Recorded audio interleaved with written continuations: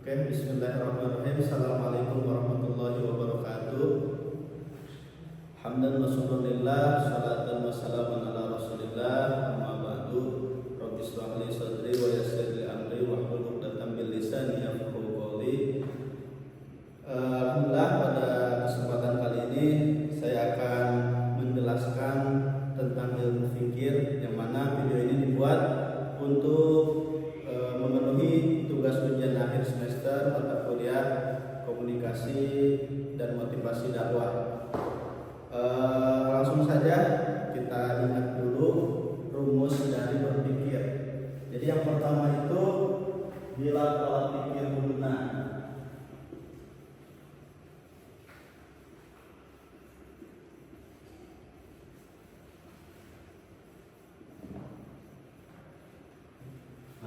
Apa yang dimaksud dengan bila pola pikir benar?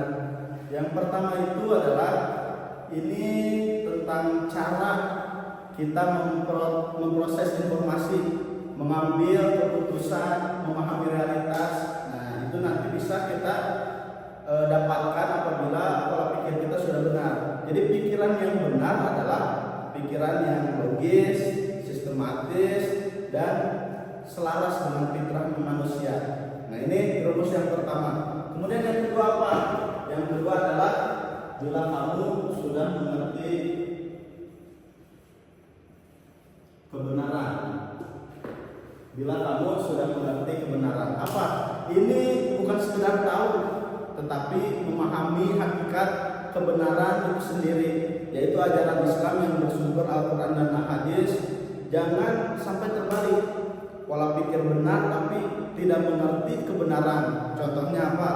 Jadi banyak ilmuwan barat yang berpikir secara rasional dan cermat, tetapi mereka tidak memahami kebenaran ilahi dan tidak beriman.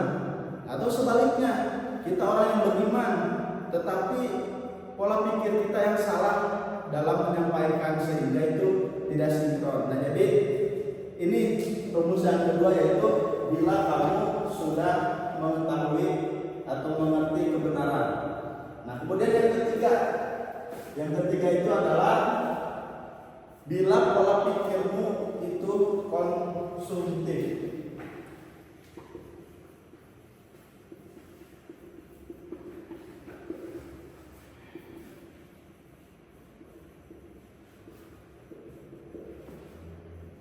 Nah, jadi konsumtif di sini adalah sangat selektif dan tahu mana yang halal, haram, syubhat. Nah, jadi kita tidak asal menerima atau melakukan sesuatu. Ini juga mencakup menjaga akidah yang benar, tidak mudah goyah. Jadi orang yang pola pikirnya konsumtif itu tidak akan mudah terjebak dalam hal-hal yang merusak keimanannya. Nah, itu yang ketiga. Kemudian yang keempat, bila pola pikir kita adalah serasi. Nah, serasi di sini adalah jadi setiap langkah dan pemikiran kita itu harus sesuai dengan iktidahnya, teladannya, yaitu Rasulullah SAW. Jadi kita tidak bisa asal bertindak atau berdakwah tanpa merujuk pada tuntunan dari beliau. Nah, kemudian yang terakhir adalah penuh damai.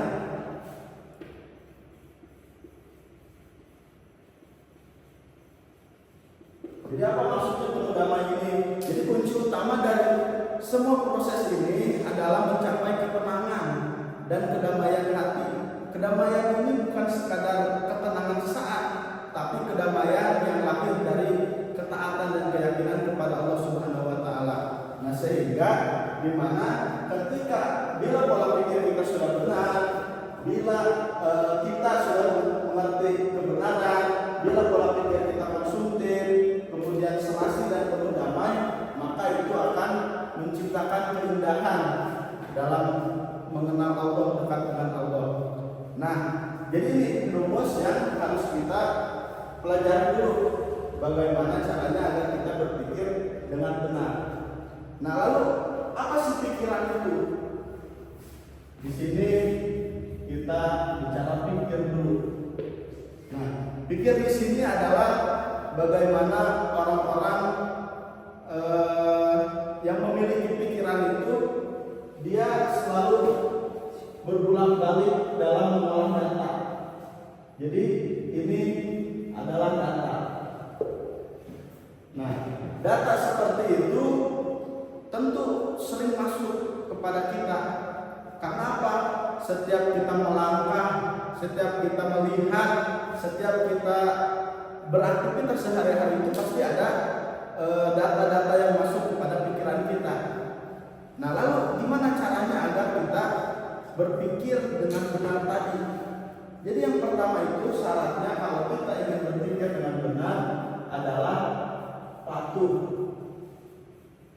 Nah, jadi siapa saja yang harus kita patuhi? Yang pertama tentu Allah dan Rasulnya, kemudian orang tua kita dan guru kita. Jadi patuh ini adalah bagaimana kita selalu melaksanakan perintahnya. Ya tentu Allah dan Rasulnya akan memerintahkan hambanya tentang kebaikan. Nah, jadi itu kalau kita ingin berpikir yang nantinya data-data yang ada di pikiran kita itu benar dan tidak salah langkah dan tidak salah berpikir, itu yang pertama itu harus patuh. Jadi apapun yang ada di dalam Al-Quran, yang ada di dalam hadis, kemudian perintah orang tua dan guru, nah itu harus kita patuhi.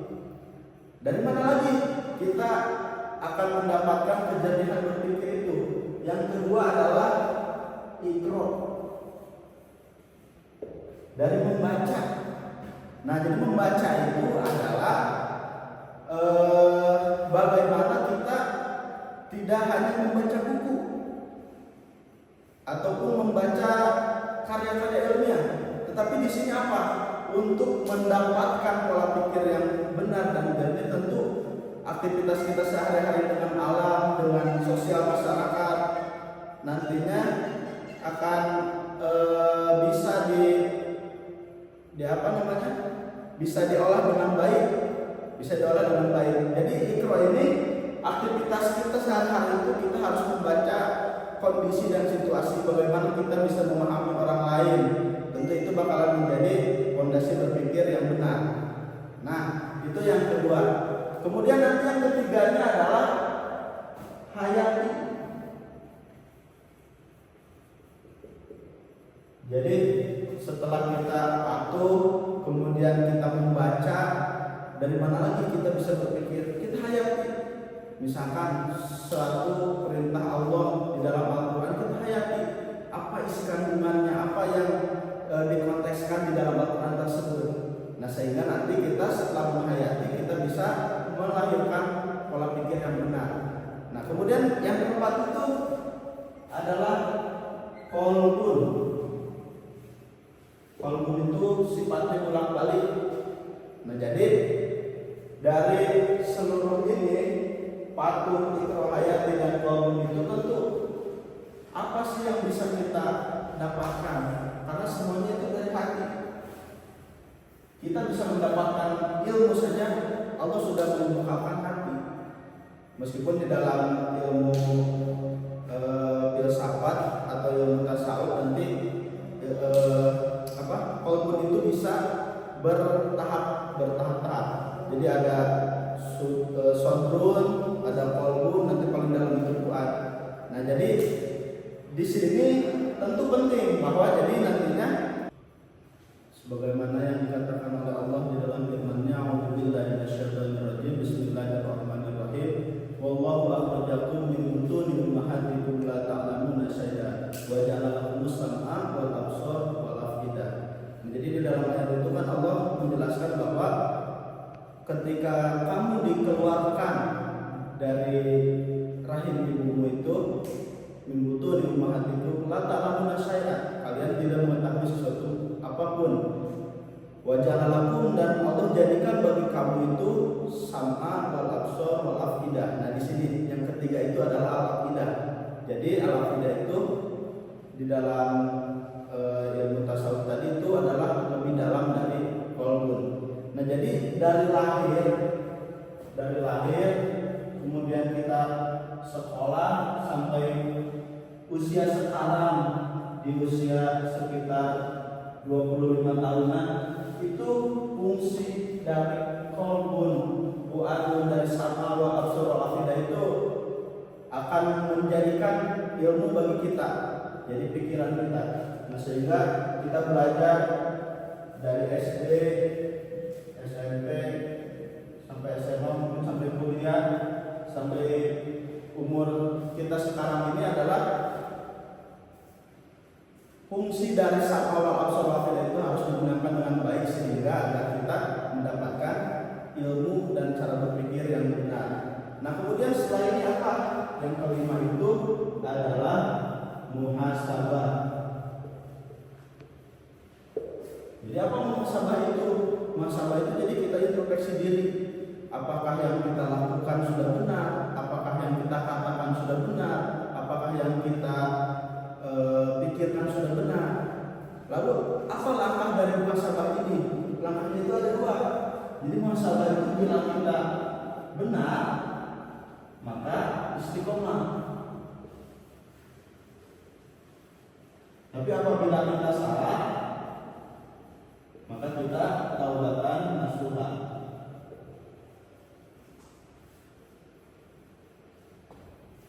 Nah, ini langkah dari setelah salah itu, kalau benar kita istiqomah, kalau misalnya kita salah yaitu taubatan nasuha. Nah, kemudian setelah muhasabah itu adalah ada langkah yang ke-6. Yang ke-6 itu adalah inovasi. Jadi bagaimana kita berinovasi. Jadi inovasi itu nanti kita kembangkan. Jika kita benar, kita istiqomahkan, kita mendapatkan pemikiran-pemikiran yang baru, kemudian kita inovasikan, kita kembangkan. Dan apabila salah, kita taubat dan Allah akan membukakan pintu jalan kebenaran sehingga nanti itu akan menjadi sebuah inovasi dalam pikiran dan benar kita. Nah, mungkin hanya sekian yang bisa saya sampaikan.